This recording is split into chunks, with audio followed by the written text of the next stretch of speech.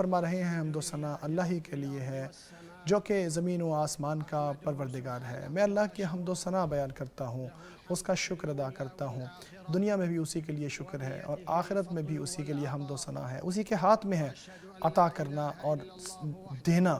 میں گواہی دیتا ہوں کہ اللہ کے سوا کوئی الہ نہیں ہے، وہ واحد ہے اپنی عظمت میں اور اپنی کبریائی میں۔ میں یہ بھی گواہی دیتا ہوں کہ ہمارے نبی سیدنا محمد صلی اللہ علیہ وسلم اللہ کے بندے اور رسول ہیں۔ اللہ تبارک و تعالیٰ نے آپ صلی اللہ علیہ وسلم کو ہدایت کے ساتھ اور دین حق کے ساتھ بھیجا، لوگوں کے لیے رحمت بنا کر بھیجا، ایسی روشنی جو ہدایت کا راستہ دکھاتی تھی۔ اللہ تبارک و تعالیٰ کی رحمتیں ہوں آپ صلی اللہ علیہ وسلم پر، آپ کے اہل بیت پر اور صحابہ کرام پر، ایسی دائمی درود یا ایسی دائمی رحمتیں اور سلامتیاں جو ہمیشہ جاری رہیں جب تک قیامت کا دن نہ آ جائے، ملاقات کا دن نہ آ جائے۔ اللہ کے بندوں میں اپنے آپ کو اور آپ سب کو اللہ سے ڈرنے کی نصیحت کرتا ہوں۔ یہی دلوں کا سامان ہے، اسی کے ذریعے نیکیاں کمائی جاتی ہیں۔ اللہ تبارک و تعالیٰ فرماتا ہے، اے لوگو جو ایمان لائے ہو اللہ سے ڈرو اور سیدھی اور صاف بات کیا کرو، وہ تمہارے اعمال کو درست کر دے گا، تمہارے گناہوں کو بخش دے گا، اور جس نے اللہ اور اس کے رسول کی فرمانبرداری کر لی تو اس نے بہت بڑی کامیابی حاصل کی۔ جب انسان غور کرتا ہے کہ زندگی کی موومنٹ کیسی ہے تو سبھی لوگ ہمیں موومنٹ میں نظر آتے ہیں۔ کوئی ایسا شخص نظر نہیں آتا جو اپنی جگہ ساکن ہو، کوئی ایسا شخص نہیں نظر آتا جو عمل سے پیچھے ہٹنے والا ہو۔ یہی مشہد، یہی حقیقت قرآن یوں دکھاتا ہے جب فرماتا ہے کہ آپ کی جو سعی ہے وہ مختلف قسم کی ہے۔ لوگ کام تو سبھی کرتے ہیں لیکن لوگوں کے مقاصد مختلف ہوتے ہیں۔ کوئی شخص دنیا کے لیے کام کر رہا ہوتا ہے، کوئی شخص آخرت کے لیے کام کر رہا ہوتا ہے، تیسرا نیکی کر رہا ہوتا ہے، کام کر رہا ہوتا ہے، اس کو پتہ ہی نہیں ہوتا کیوں کام کر رہا ہے، کیوں کر رہا ہے۔ ہاتھ سب کے چل رہے ہوتے ہیں لیکن دلوں کا رخ مختلف ہوتا ہے، اور وہی فرق پیدا کرنے والی چیز ہوتی ہے، کیونکہ مقصد کے ذریعے عمل بلند ہو جاتا ہے۔ اسلام میں سعی صرف نماز تک محدود نہیں ہے، ظاہری عبادات تک محدود نہیں ہے، بلکہ اس سے بہت زیادہ کشادہ اور بڑی ہے۔ یعنی انسان کی ساری حرکتیں اس میں شامل ہو جاتی ہیں، اپنے عمل میں، اپنے گھر میں، اپنی تجارت میں، اپنی تعلیم میں، اپنے تعلقات میں، اپنے فیصلوں میں۔ استاد بھی کوشش کر رہا ہوتا ہے، محنت کر رہا ہوتا ہے، تجارت بھی محنت کرتا ہے، ڈاکٹر بھی کرتا ہے، اور فیملی کا سربراہ بھی کرتا ہے۔ ان میں سے ہر شخص یا تو اللہ کی طرف جا رہا ہوتا ہے یا اللہ سے دور جا رہا ہوتا ہے۔ یہی ہمیں معلوم ہوتا ہے کہ وہ بنیادی قاعدہ جس کے اندر سعی یعنی محنت کا ہمیں اصول نظر آتا ہے، جیسے اللہ تعالیٰ فرماتا ہے ہر شخص کا کوئی رخ ہے جس کی طرف وہ جا رہا ہوتا ہے۔ اعمال ایک جیسے ہوتے ہیں لیکن عمل کو بلند کرنے والی اور اس کو نیچے کرنے والی چیز وہی ہے کہ جس کی طرف دل کا رخ ہوتا ہے۔ تعلیم میں دو لوگ کچھ سیکھ لیتے ہیں اور دونوں میں سے ایک بلند ہو جاتا ہے کیونکہ اس کی نیت اصلاح پیدا کرنے کی ہوتی ہے، اور دوسرا نیچے ہو جاتا ہے کیونکہ اس نے لوگوں کے اندر شہرت چاہیے ہوتی ہے۔ دو تجارت کرتے ہیں، ایک کو برکت مل جاتی ہے کیونکہ وہ چاہتا ہوتا ہے کہ اس کو حلال ملے اور لوگوں کی خدمت کرے، دوسرا محروم ہو جاتا ہے کیونکہ اس کا مقصد صرف کمائی ہوتا ہے۔ اسی طرح لوگوں کی سعی، لوگوں کی کوششیں اور محنتیں دو طرح کی ہوتی ہیں، ایک اچھی اور ایک ضائع ہونے والی۔ جو قابل تعریف سعی ہے وہ ہے جس میں زندگی بھری ہوتی ہے لیکن جس میں مقصد اللہ تبارک و تعالیٰ کی خوشنودی حاصل کرنا ہوتی ہے۔ جو انسان اللہ کے لیے کرتا ہے وہ عمل بڑھ جاتا ہے۔ سونا بھی طاقت حاصل کرنے کی نیت سے عبادت ہے، گھر والوں پر خرچ کرنا بھی اللہ تبارک و تعالیٰ کی قربت ہے، لوگوں کی حاجتیں پوری کرنا بھی احسان ہے، بر الوالدین بھی سربلندی ہے، اولاد کی تربیت بھی امانت ہے، راستے سے تکلیف دہ چیز کو ہٹا دینا بھی صدقہ ہے، اچھا لفظ بھی لوگوں کے لیے بھلائی ہے، اور لوگوں پر صبر کرنا بھی مخفی عبادت ہے۔ اور بہت ساری عبادتیں ایسی ہیں جو اگر نیت ان میں درست ہو جائے تو عادت بھی عبادت بن جاتی ہیں۔ جو روزانہ کرنے والی چیزیں ہیں وہ قربت بن جاتی ہیں، آسان چیزیں عظیم بن جاتی ہیں کیونکہ دل اللہ کی طرف رخ کیے ہوئے ہوتا ہے اور انسان مقصد اپنا درست کیے ہوئے ہوتا ہے۔ دوسرا ضائع ہونے والی جو محنت ہے وہ یہ ہے کہ انسان کام کرتا ہے دنیا کے لیے، بہت کرتا ہے اس کو پتہ نہیں ہوتا کیوں کر رہا ہے۔ ہلتا رہتا ہے، چلتا رہتا ہے، کوئی ڈائریکشن نہیں ہوتی جس طرف جا رہا ہوتا ہے. جب وقت آتا ہے تو اس کو کچھ بھی نظر نہیں آتا. بالکل ویسے جیسے ایک سراب ہو جہاں وہ پہنچ ہی نہیں پاتا. ایسا نتیجہ جو کبھی ملتا نہیں ہے کیونکہ کوئی ڈائریکشن نہیں ہے، کوئی اللہ کی طرف جانے کا راستہ نہیں ہے. انسان خواہشات کو پورا کر رہا ہوتا ہے، یا شہرت کی طرف بھاگ رہا ہوتا ہے، یا لوگوں کو راضی کرنے کے پیچھے پڑا ہوتا ہے. تو محنت بہت کرتا ہے انسان، بہت زیادہ محنت کرتا ہے، لیکن اس کی قیمت کچھ بھی نہیں ہوتی. دن گزرتے جاتے ہیں، اعمال ایک دوسرے کے اوپر بڑھتے رہتے ہیں، لیکن انسان شاید اپنے آپ سے پوچھتا ہی نہیں کہ میں کہاں جا رہا ہوں. یہاں تک کہ اسے راستے کا آخری حصہ نظر آ جاتا ہے، جبکہ اس کی عمر ساری ان کاموں میں گزر گئی ہوتی ہے جن کے لیے وہ پیدا نہیں ہوا ہوتا. اللہ کا فرمان ہے جن کی زندگی کی ساری کمائی ضائع ہو جاتی ہے جبکہ وہ خود سمجھ رہے ہوتے ہیں کہ وہ بہت محنت کر رہے ہیں. یہ آیت ہر انسان کو یہ سکھاتی ہے اور بلاتی ہے، کہتی ہے کہ ہر انسان اپنے آپ سے پوچھے میں کیا کر رہا ہوں، کیوں کر رہا ہوں، کیا میں صحیح راستے پر ہوں، اللہ کے لیے کرتا ہوں کہ کسی اور کے لیے کرتا ہوں. یہ وہ میزان ہے جو انسان کو اپنی طرف واپس لے کر آتا ہے، جس کو پوری اپنی ذمہ داری اٹھانے پر اکساتا ہے.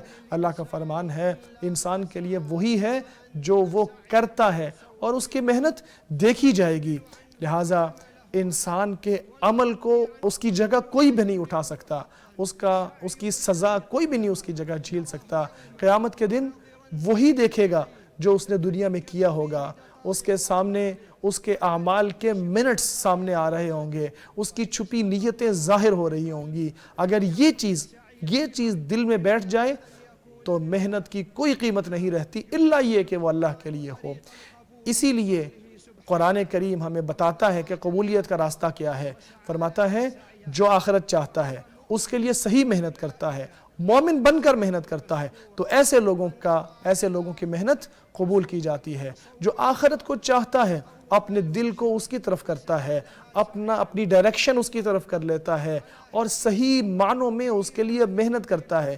ایمان کے ذریعے جو عمل کو زندگی بخشے اور جو بہترین طریقے سے محنت کرے، ان کی محنت اور ان کی مزدوری اور ان کا عمل قبول ہوتا ہے، جس کو بڑھایا جاتا ہے، جس پر اللہ ثنا بھی کرتا ہے، جس کی تعریف بھی کرتا ہے، اللہ اس کی قدردانی بھی کرتا ہے، اللہ اس کو قبول بھی کرتا ہے، اس کی تکریم بھی کرتا ہے، اس کو برکت بھی عطا فرماتا ہے، اس کو بڑھاتا بھی ہے. یہاں تک کہ تھوڑا سا عمل بہت بڑا بن جاتا ہے اور آسان چیز بہت عظیم بن جاتی ہے. اگر انسان اس فضل کو اپنے دل میں بٹھا لے اور اپنے ذہن میں ہمہ وقت حاضر کر لے تو انسان آگے بڑھنے لگتا ہے، نیکیوں میں آگے بڑھنے لگتا ہے. ہر شخص کوئی نہ کوئی راستے پر چل رہا ہوتا ہے، تو آپ نیکی کے کاموں میں آگے بڑھو. یہ وہ آواز ہے جو انسان کی ہمت بلند کرتی ہے، اس کی زندگی کو ایک مقابلے کا میدان بنا دیتی ہے، اس کی ساری زندگی کو عبادت بنا دیتی ہے، اس کے عمل میں بھی، اس کے سکون یا اس کے آرام میں بھی، اس کی کمائی میں بھی. جیسے اللہ کا فرمان ہے کہہ دیجئے کہ میری نماز، میرا ذبح کرنا، میرا جینا اور میرا مرنا سب اللہ رب العالمین ہی کے لیے ہے، ان ساری چیزوں میں اس کا کوئی شریک نہیں ہے. میں اسی پر اکتفا کرتا ہوں اپنے لیے، آپ کے لیے اور تمام مسلمانوں کے لیے اللہ سے ہر گناہ اور غلطی کی معافی مانگتا ہوں. آپ بھی اسی سے معافی مانگو، یقیناً وہ معاف کرنے والا اور رحم فرمانے والا ہے. اللہ کے لیے بہت زیادہ تعریف ہے. میں اللہ کی حمد و ثنا بیان کرتا ہوں، اس کا شکر ادا کرتا ہوں، ہمیشہ رہنے والا شکر. میں گواہی دیتا ہوں کہ اللہ کے سوا کوئی الہ نہیں ہے، وہ وحدہ لا شریک ہے. توحید ہے جو روشنی پیدا کرنے والی ہے. میں گواہی دیتا ہوں کہ محمد صلی اللہ علیہ وسلم اللہ کے بندے اور رسول ہیں، ہدایت دینے والے اور خوشخبریاں سنانے والے ہیں. اللہ کی رحمتیں ہوں آپ صلی اللہ علیہ وسلم پر، آپ صلی اللہ علیہ وسلم کی اہل بیت پر اور صحابہ کرام پر، اور بہت سلامتیاں بھی نازل ہوں.